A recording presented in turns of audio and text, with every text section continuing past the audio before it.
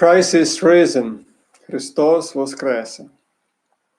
It's 8 p.m. May 19th. So I'm Father Gregory Lozinski from St. Mary's Church in Jersey City and St. John's Church and beyond. Welcome to this Bible study session. It is a series of reflections on the book of Genesis. The last session was about the Great Flood, chapter 6 and 9 in the book of Genesis. So we were studying one of the first chapters of this beautiful and first book of the Bible. And today's topic is the chapters 10 and 11 of the book of Genesis. And it is exactly those chapters where the famous and very well-known story of the Tower of Babel is told. But there is not only the story of the Tower of Babel, and there is not only the tower. There are other things, other details, other interesting elements. So our aim during this Bible study session is to look at those elements, to shed some light on this very well-known story.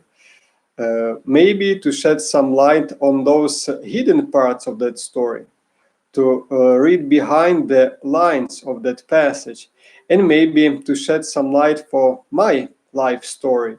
What can this story tell to me? So Genesis chapters 10 and 11. So first of all, what we find out in the chapter 10, we see that there is what the scholars call the table of nations. Indeed, there is plenty of names, and this chapter begins with these words. These are the generations of the sons of Noah, Shem, Ham, and Japheth. Sons were born to them after the flood. And after this first sentence, after this first verse, we see plenty of names, many names of those descendants of the three sons of Noah. And then the chapter concludes by saying, these are the families of the sons of Noah according to their genealogies in their nations, and from these the nations spread abroad on the earth after the flood. So we see that maybe one of the main goals, maybe one of the main purposes of this chapter is to tell that finally the earth, the humanity has regenerated after the great flood story. What did happen before? Only 8 people remained alive: Noah, his wife, his 3 sons, and his 3 daughters-in-law. Finally, this ark of Noah stopped in the mountains of Ararat. There is Noah's household, and they have that important task of regeneration of the humanity. That's why there is that command, be multiple, be fruitful, and fill all the earth. One of the first commands that God has given to Noah after the end of the flood story. And indeed, we see that this task, the accomplishment of this task is successful. And this is what chapter 10 in the book of Genesis shows. There are many nations, many people. They are all descendant of the Noah's sons. The command, be fruitful and multiply, has success. The humanity has regenerated through this family. And indeed, we see that there are genealogies. In this chapter, in chapter 10, we see that there are genealogies of 3 sons of Noah, Shem, Ham, and Japheth. Then in chapter 11, we see that there are the genealogy of Shem, from Shem to Abram. So we have to deal with those persons of the prehistory. And the genealogies are found here because they make the important connections between different people, between different epochs. And if you look at Genesis 1 through 11, and these first 11 chapters of the book of Genesis, of the entire Bible, we see that there is a lot of history that is narrated in these chapters. So that's why we find these genealogies, from Adam to Noah, from Noah to Abraham. So they make the important connections within this history. And indeed, what we see among these names that we find in chapter 10, there are, of course, on one hand, several names. On the other hand, there are what we call eponyms, which are those names or especially place names that whose origin is from a prehistoric figure or from somebody who was at the beginning. As for example, there was and there is still the city of Constantinople, which comes from Constantine the First, the emperor. So here we find, for example, Canaan. We find also Arad. We find also Aram. We find also Egypt. And those are all the names that remind us about the geography. All those places that are known in the ancient Near East. And they are all those mythical or real persons that are descendants from the Noah's household. So when we read this chapter 10 of the book of Genesis, which is maybe one of the less known pages of this book, because there are only those names, or almost only those names. So we see that there is that geographical picture. And probably for the author who was writing this chapter, those were all the nations known to him at the time when he was writing this page.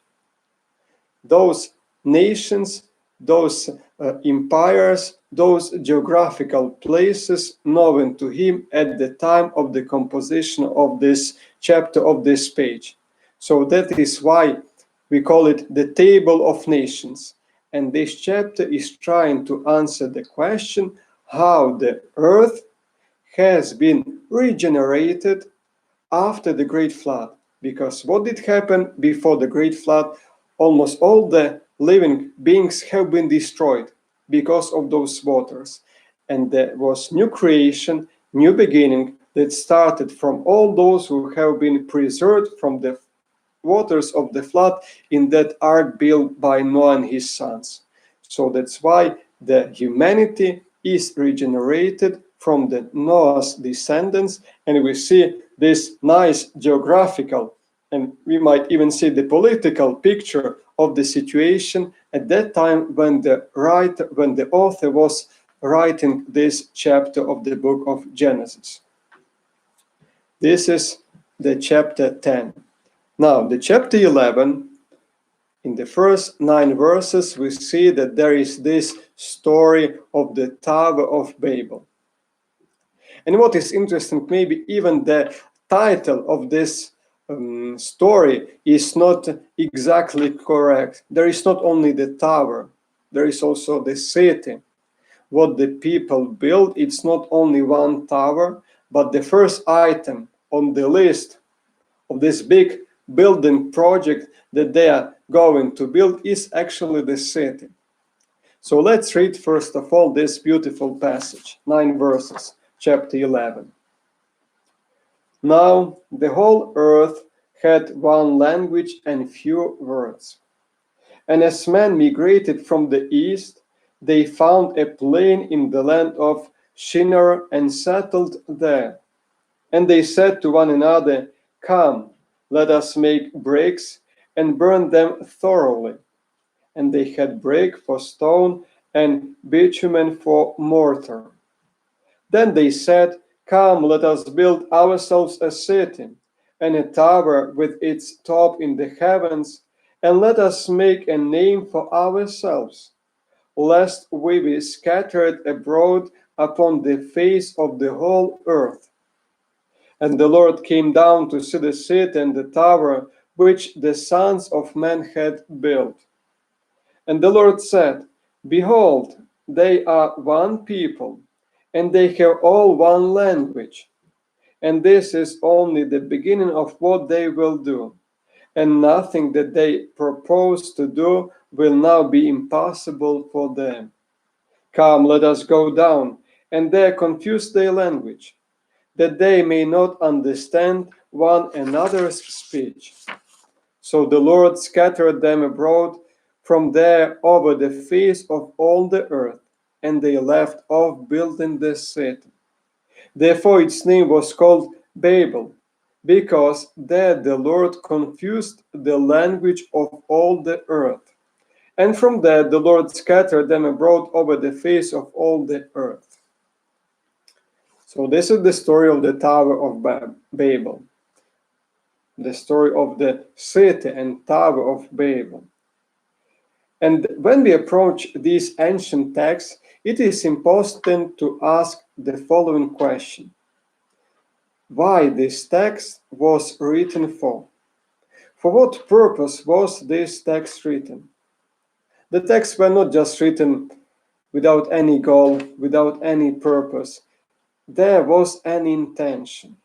And it is important when we read this text, it is important to ask ourselves, what was the intention of this text? What was its purpose? What the author had in mind, of course, it's hard to answer, but the text has plenty of suggestions to answer this question. So what is the purpose of this famous story of the Tower of Babel? And it is interesting when we hear this story, we know that usual interpretation. We know that the people used to speak one language.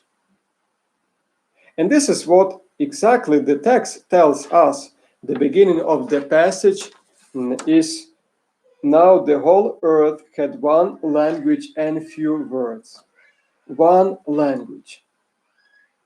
So at a certain moment in that prehistory, the people would speak only one language. Now, the question is, let's try to look at this episode, at this passage, which is found in Genesis chapter 11. Let's look at it also, what we find in chapter 10. And these two chapters are strictly connected.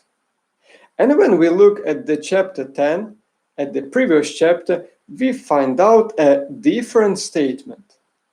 We find out that the people used to speak different languages. So this is what we read in chapter 10.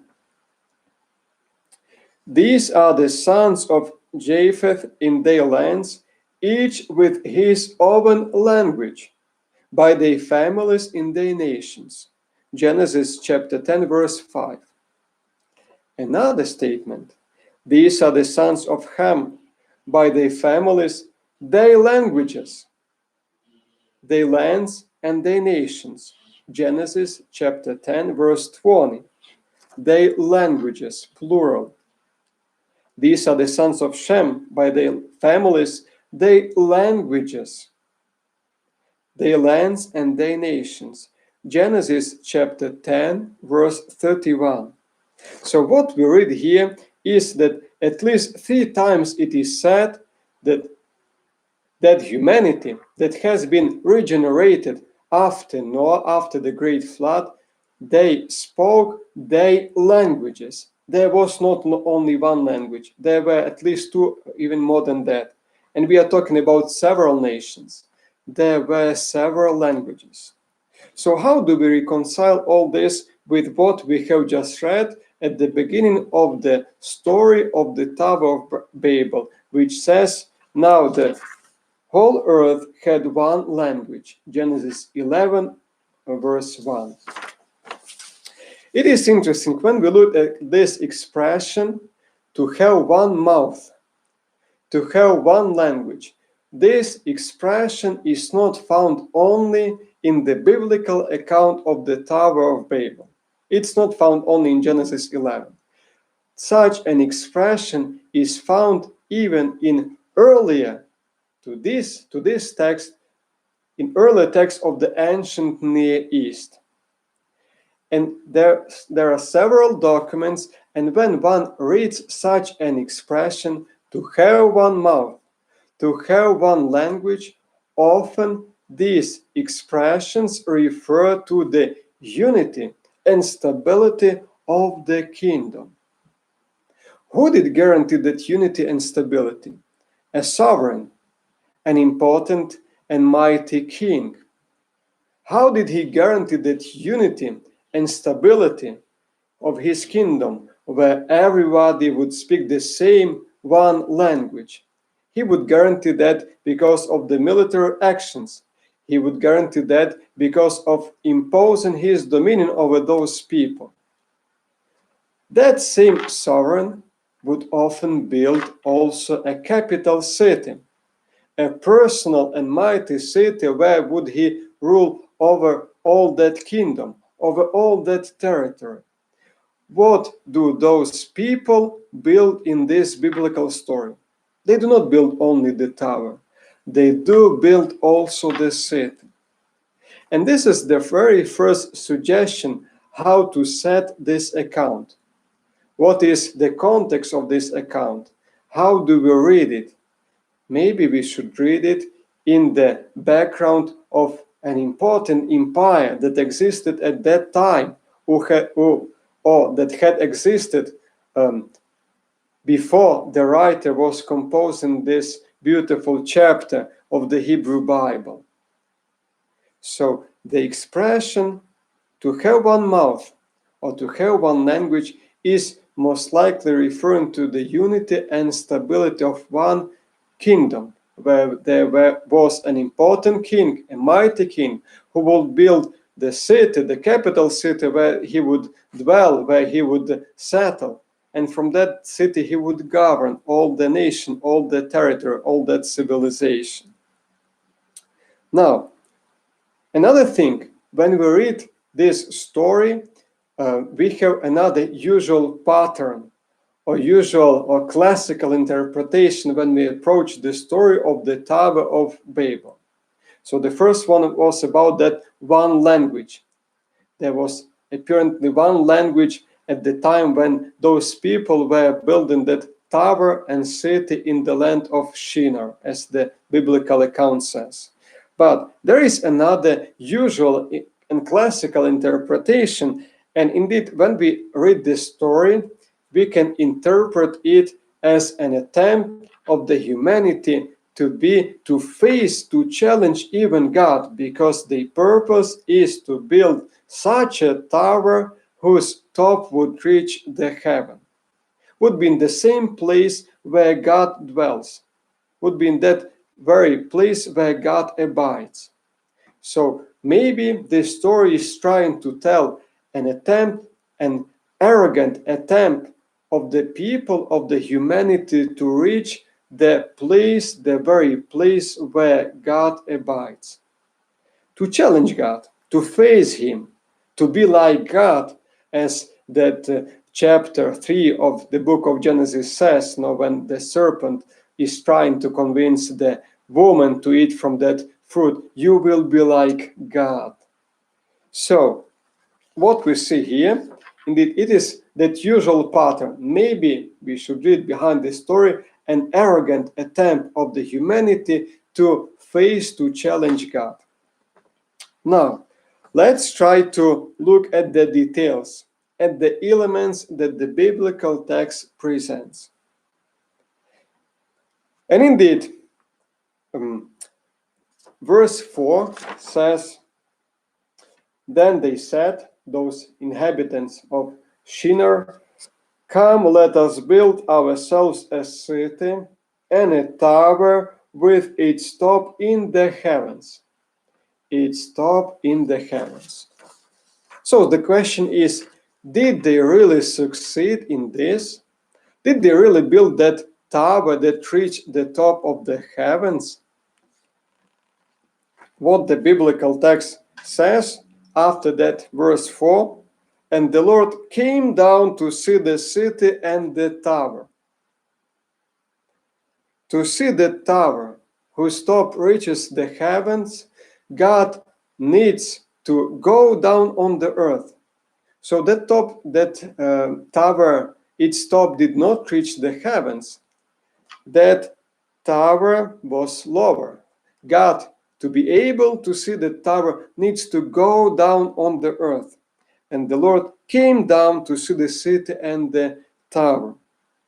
And then in another verse, within the same passage, "Come, let us go down and there confuse the language."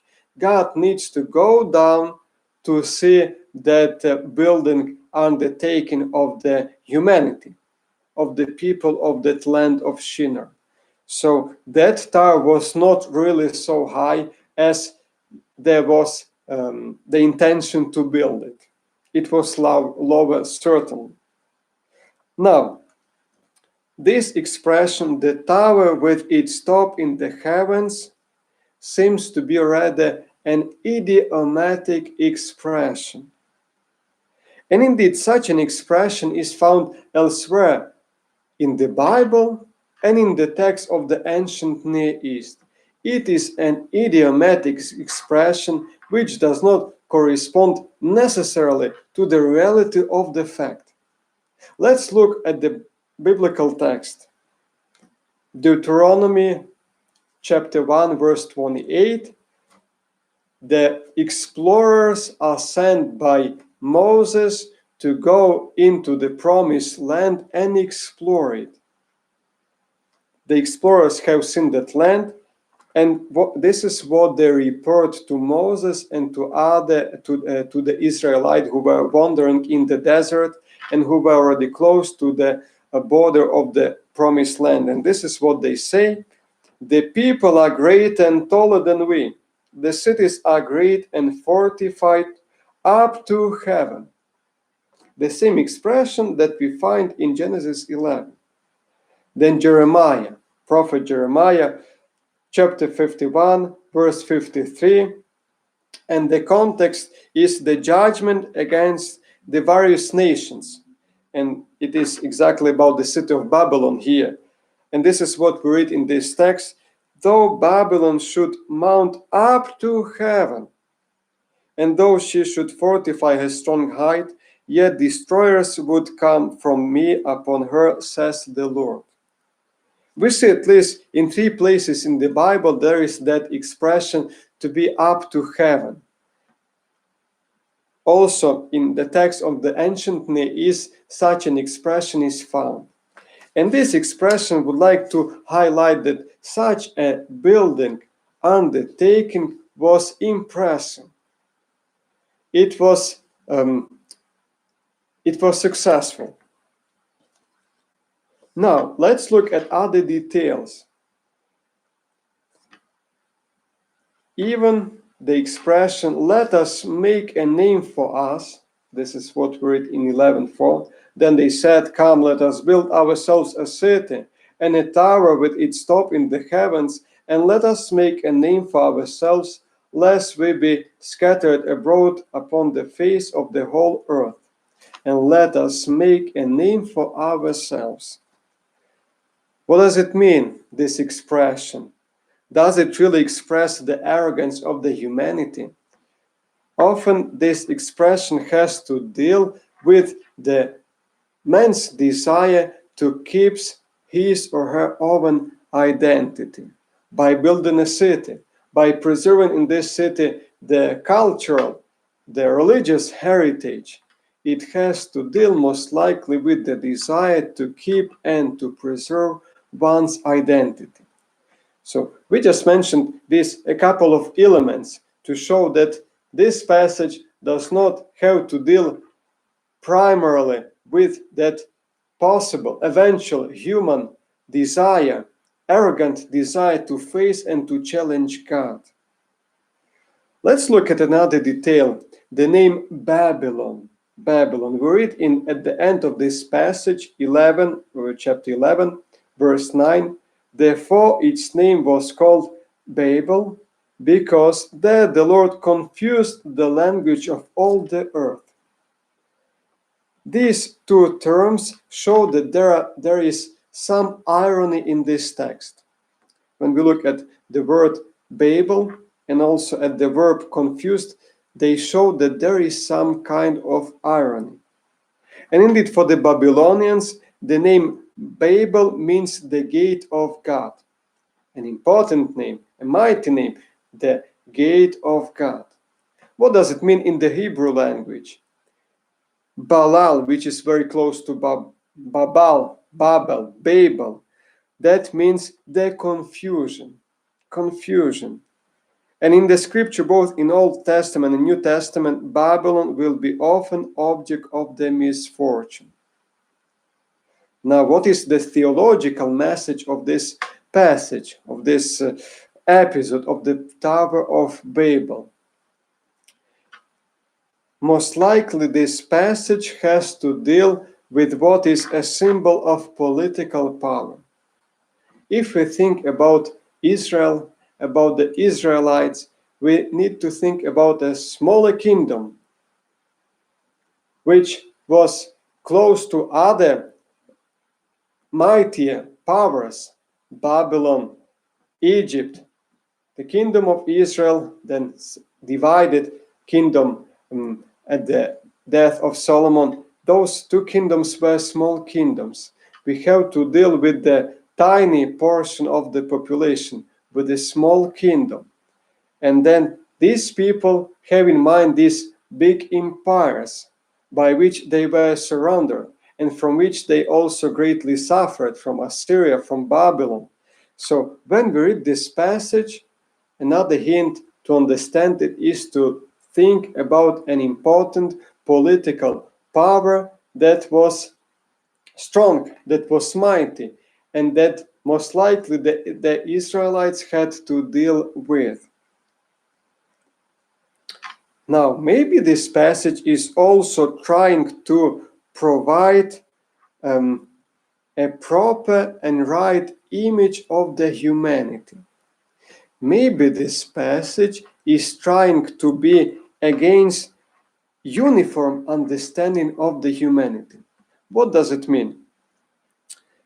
Indeed, when we see at the purpose of these people, why they would like to build this tower and the city, lest come, let us build ourselves a city and a tower with its top in the heavens, and let us make a name for ourselves, lest we be scattered abroad upon the face of the whole earth. Once again, lest we be scattered abroad upon the face of the whole earth. These people would like to remain within this city. They would like to remain uniform. They would like to remain within the walls of that city. They don't want to be scattered. They don't want to feel. They would like to be there and they don't want to be scattered. But what is interesting, it goes against God's command. And God told this command twice. At the beginning of the creation, when he created man and woman, he said, be multiple, be fruitful and multiple, fill the earth and subdue it. And when the flood was over, God repeats the same command also to Noah's household, be fruitful and multiply and fill the earth. To fill the earth is the command that God has given to the humanity in the person of that first couple and in the person of Noah's household, to fill the earth, to multiply. And maybe God's desire, God's project for the humanity is not to be uniform, is not to be within those fortified walls, is not to be just protected from anything which is not from everything which is another, which is strange, which is foreign. Maybe God's design is to do something opposite.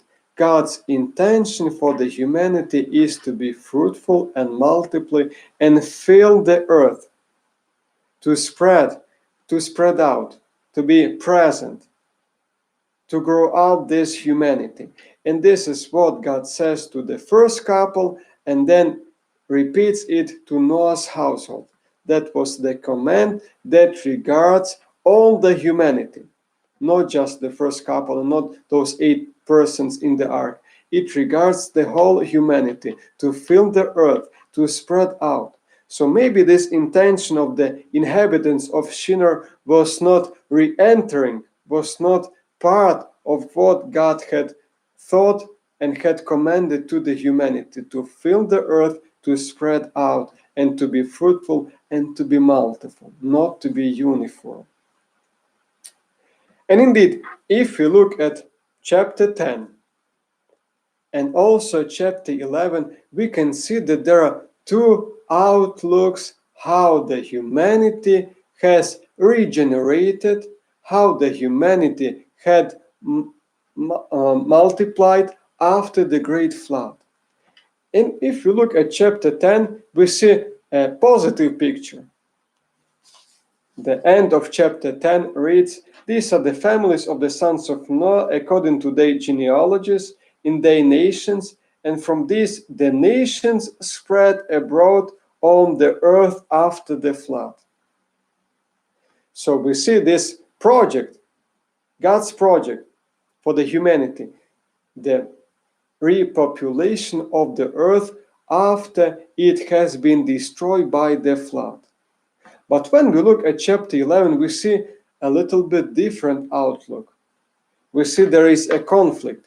We see there is a tension. So maybe what is told in chapter 11 is a more realistic picture how those people regenerated, how those people repopulated the earth after the great flood.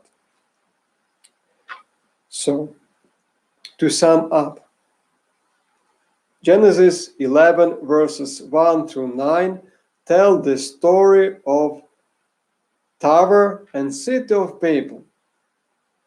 We used to look at it as the arrogant human desire to challenge and to face God. Yet we need to read this story also within its historical context. Israel, small tiny kingdom which lives close and is surrounded by bigger and mighty empires.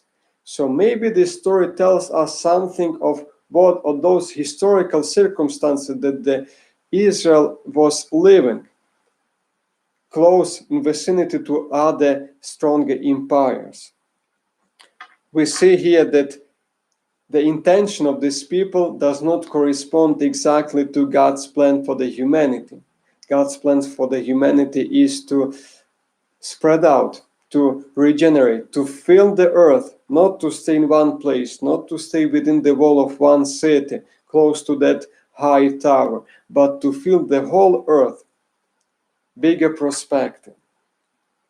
Chapter 11, the second part of chapter 11, tells about another story, about another genealogy from Shem, one of the sons of Noah, to Abram. Abram will be the main hero, main character in the next chapters of the book of Genesis. With Abram, God will make an important covenant. And with Abram, God will build the story. God will build the story between man and himself. And it is interesting that diversity, multiplicity, divergences is a reality.